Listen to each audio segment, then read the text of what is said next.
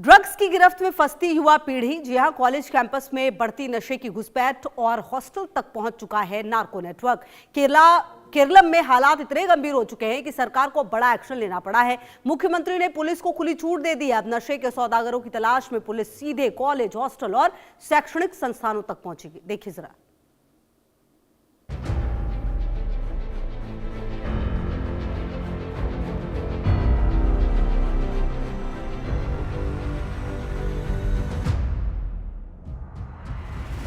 शिक्षा के मंदिर कहे जाने वाले कॉलेज कैंपस अब ड्रग माफिया के निशाने पर है। जांच एजेंसियों का मानना है कि नशे के सौदागर युवाओं को सबसे आसान शिकार मान रहे हैं। दोस्ती, पार्टी, सोशल मीडिया और आसान पैसे के लालच के जरिए छात्रों को इस जाल में खींचा जा रहा है। यही वजह है कि अब कॉलेज, हॉस्टल और शैक्षणिक संस्थान ड्रग्स के खिलाफ इस लड़ाई का सबसे बड़ा मोर्चा बन गए हैं। खतरे की गंभीरता को देखते हुए केरल सरकार ने ऑपरेशन तूफान द नार्को हंट शुरू किया है। इस अभियान के तहत पुलिस को कॉलेज कैंपस और छात्रावासों में कार्रवाई के लिए विशेष अधिकार दिए गए हैं। पहले प्रशासनिक मंजूरी और कागजी प्रक्रिया में समय लग जाता था, लेकिन अब सूचना मिलते ही पुलिस सीधे मौके पर पहुंच सकेगी। यानी ड्रग्स के कारोबारियों को अब कार्रवाई से बचने का ज्यादा समय नहीं मिलेगा। केरल के स्कूल और कॉलेज में ड्रग्स की बढ़ती घुसपैठ अब सिर्फ आशंका नहीं, बल्कि जांच एजेंसियों की बड़ी चिंता बन चुकी है। पुलिस इंटेलिजेंस की एक रिपोर्ट में राज्य के 1057 स्कूलों को ड्रग माफिया के संभावित निशाने पर बताया गया था। रिपोर्ट में दावा किया गया कि तस्कर छात्रों को करियर के तौर पर इस्तेमाल करने की कोशिश कर रहे हैं और कुछ शैक्षणिक संस्थानों के आसपास ड्रग नेटवर्क सक्रिय है। मार्च 2025 में कोची के काला मासेरी स्थित गवर्नमेंट पॉलिटेक्निक कॉलेज के पुरुष छात्रावास में पुलिस ने बड़ी छापेमारी की। कार्रवाई में करीब 2 किलो गांजा बरामद हुआ और कई छात्रों को गिरफ्तार किया गया। जांच में यह भी सामने आया कि ड्रग्स को छोटे छोटे पैकेट बनाकर छात्रों के बीच सप्लाई करने की तैयारी थी। बाद में इस मामले में और गिरफ्तारियां भी हुई और पुलिस ने कॉलेज परिसर तक फैले सप्लाई नेटवर्क की जांच शुरू कर दी। इस स्थिति की गंभीरता का अंदाजा इस बात से लगाया जा सकता है कि 2025 में दर्ज एनडीपीएस मामलों में छात्र भी जांच एजेंसियों की चिंता का बड़ा कारण बनकर उभरे। आबकारी विभाग के आंकड़ों के मुताबिक सैकड़ों छात्र ड्रग मामलों में गिरफ्त में आए और स्कूल, कॉलेज से भी नशीले पदार्थ बरामद होने की घटनाएं सामने आई। यानी तस्वीर साफ है, ड्रग माफिया अब सिर्फ सड़कों और अंधेरी गलियों तक सीमित नहीं है। उनकी नजर उन कैंपस पर है जहां देश का भविष्य तैयार होता है। और यही वजह है कि अब केरल सरकार ने कॉलेज, हॉस्टल और शैक्षणिक संस्थानों को ऑपरेशन तूफान का सबसे बड़ा टारगेट बनाया है। केरल में ड्रग्स का नेटवर्क कितना गहरा हो चुका है, इसका अंदाजा हाल के एक्शन से लगाया जा सकता है। मार्च 2025 में चलाए गए ऑपरेशन डी हंट के दौरान सिर्फ 8 दिनों में 17,000 से ज्यादा संदिग्ध की जांच हुई।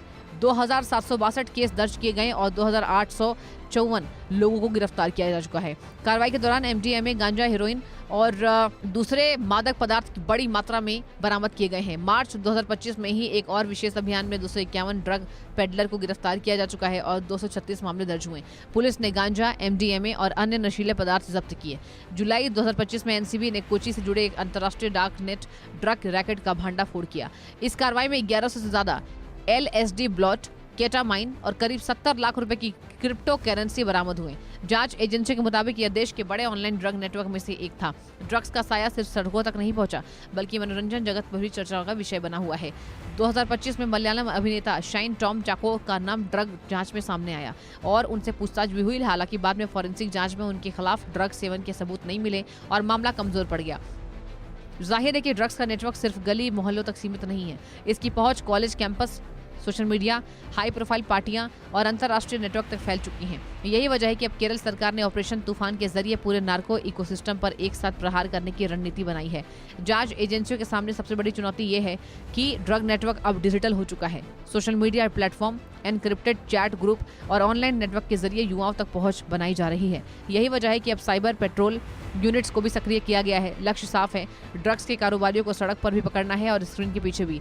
केरल की भौगोलिक स्थिति भी इस लड़ाई को मुश्किल बनाती है। लंबा समुद्री तट, फिशिंग हार्बर, वेस्ट सड़क नेटवर्क और 4 अंतर्राष्ट्रीय हवाई अड्डे तस्करों के लिए कई संभावित रास्ते उपलब्ध कराते हैं।